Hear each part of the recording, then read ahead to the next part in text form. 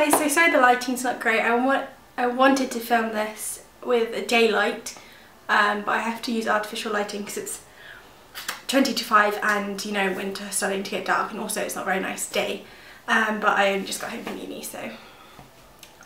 so because the lighting is not great, I've decided I would do a video where it's not entirely necessary that you guys see the true colour of products, if you know what I mean. So I'm going to be doing my October favourites today, which is exciting because it's getting closer to Christmas. I really have to stop singing in my videos. It's not a good thing for you guys. Anyway, so I'm going to start off with face. Now before I get started, there's not that many new entries, just because I've been really lazy this month and I've just been wearing a lot of the same thing. So there's lots of products I haven't included that I've been using all month because I've talked about them so much before. So, woo. So first is number 7 Lift and Illuminate Foundation. You can see I'm nearly finished. This will be one of the only foundations I've actually finished in a long time. I have way too many foundations, you know what it's like, trying out new formulas, trying out new colours, but love this.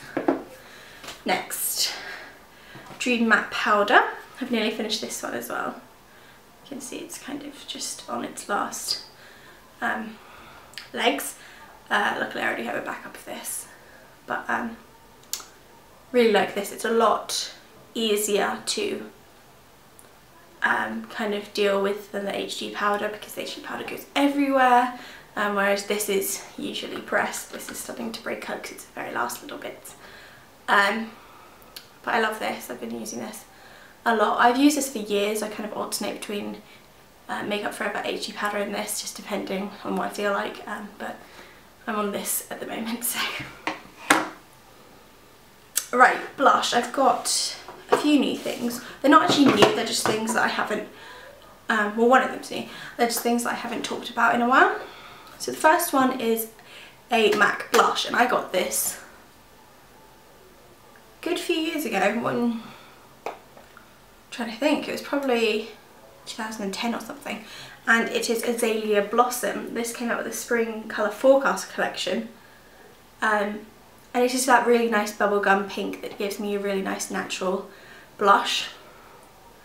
So I've been using that a lot, which I kind of neglected for a while because I have way too many blushes, so I kind of favour one for a while and then move on. But this is in at the moment.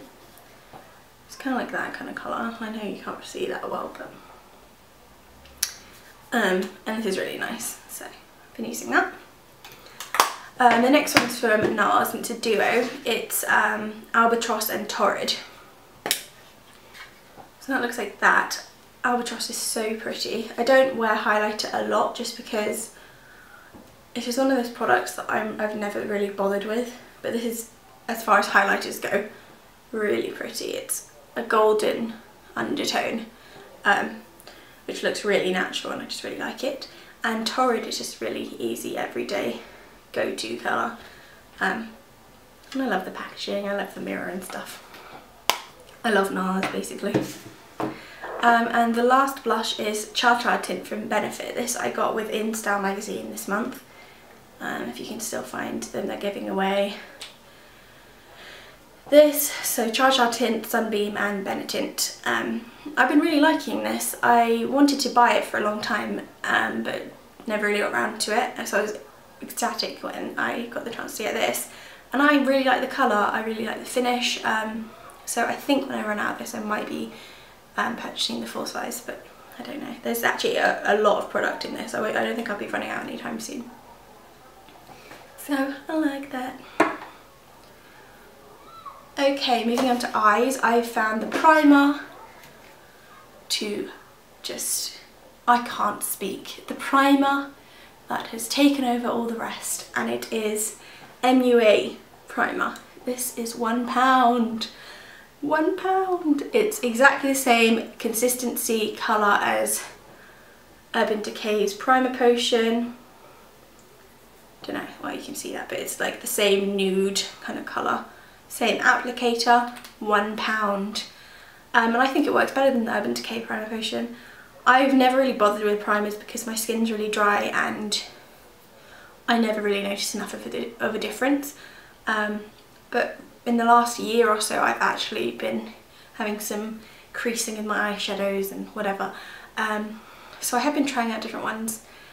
Urban Decay just never really stuck out to me. I always tried it because of the hype and everything, but I was never like blown away. But this, I really actually noticed the difference. And it's £1. It's really, really good. So yeah, that's that. I touched upon this last month, so I'm not going to talk about it too much, but pretty much every day I've been wearing the Undressed palette by MUA. You just can't go wrong, usually.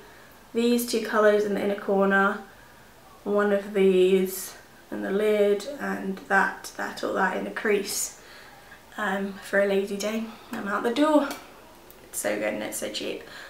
I think it's £4, but they're doing it for £3 at the moment. So I'm loving MUA at the moment, they are very impressive. Right, so last for eyes, I have another NARS product, and it is a Violetta.